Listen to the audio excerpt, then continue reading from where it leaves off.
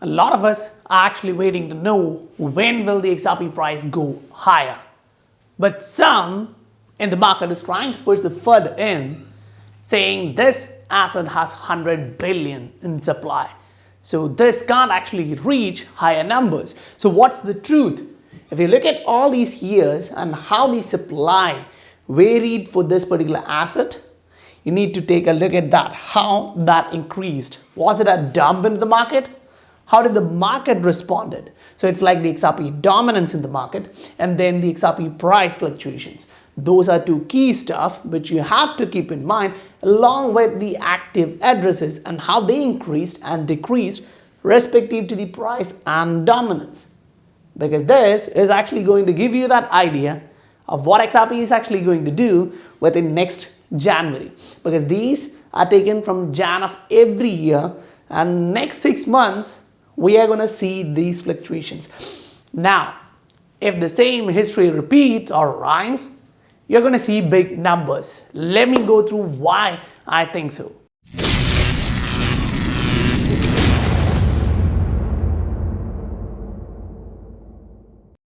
Now, one of the major reasons why you look at this is like the supply never increased substantially unless you're looking this area.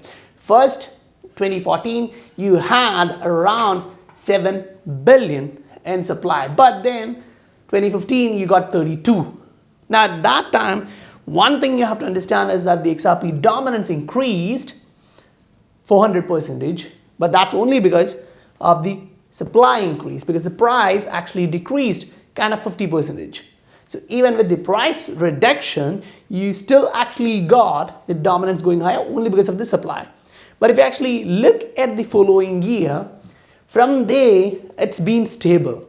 2015, 32 billion, 2016, 33 billion, 2017, 36 billion, 2018, 38. So if you are looking from there, you kind of get like the average is 2 billion increase a year. So you kind of get around 200 million a month. Fine. Now that's not too much considering the 100 billion supply, because right now you have 48.3 billion in supply in the market, and the rest is in the escrow. Now ask this question to yourself.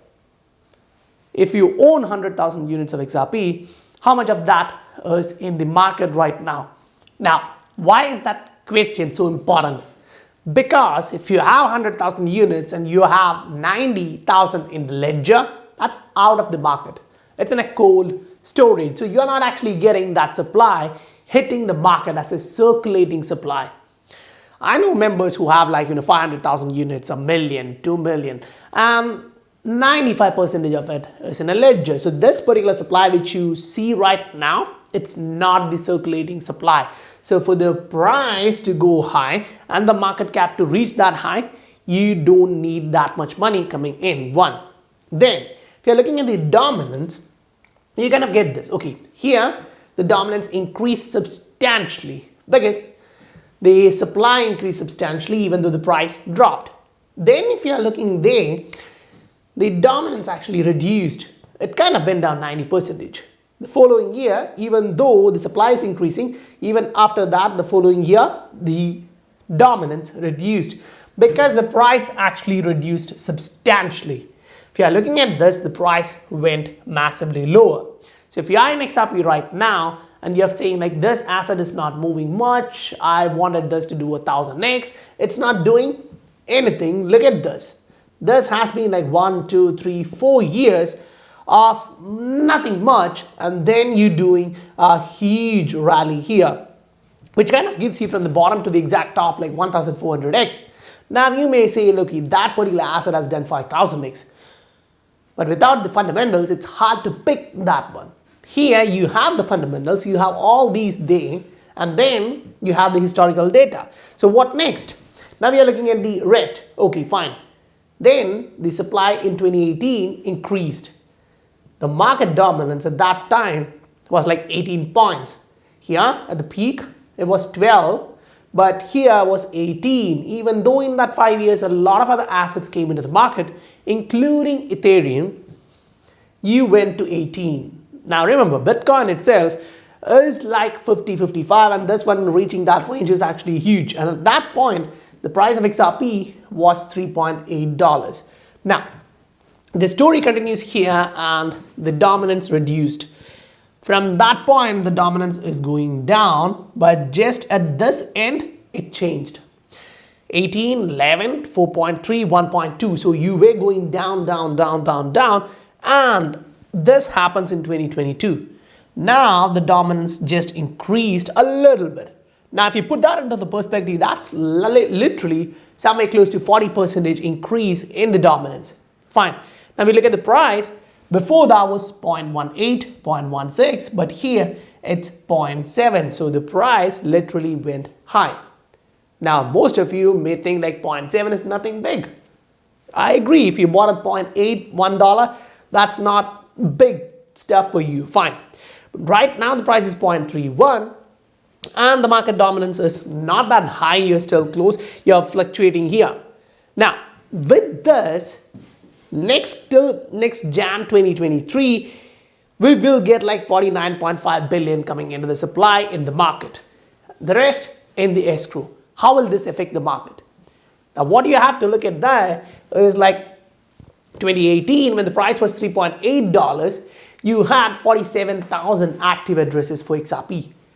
The price dropped and most likely, we all know this is going to happen, people went out. So in 47,000, you now have somewhere close to 7,000. 40,000 people left. Great. Then the price dropped even further to 0.18.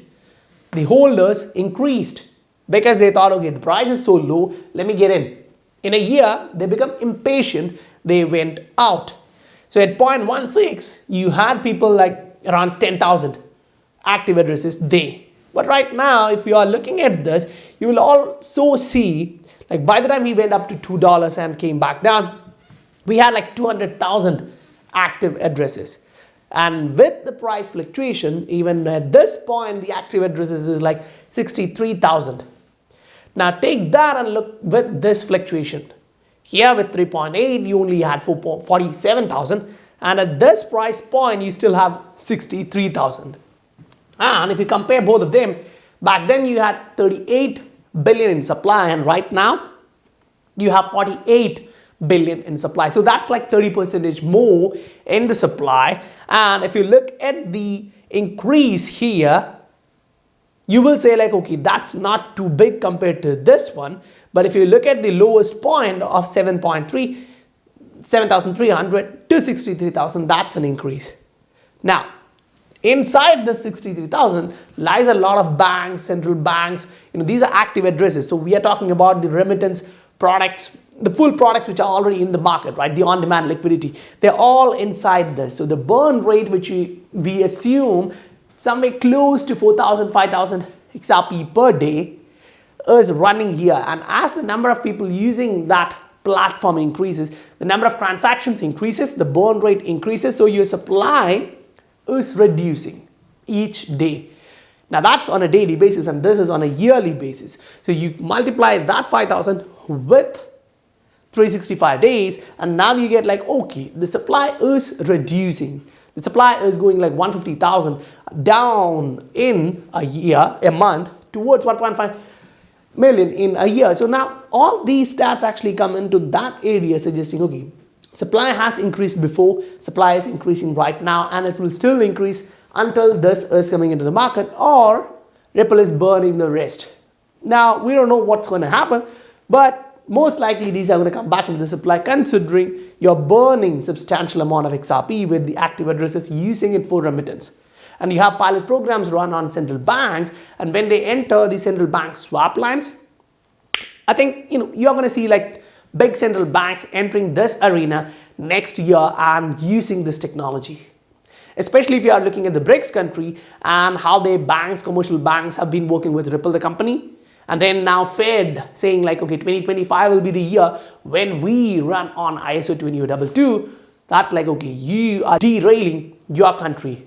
Now at that point, you're literally asking that question like, okay, that's not a leader should do. You need the audacity to take action. And others are, they are literally taking the steps ahead every day, moving into a new asset class using their CBDC. Fine.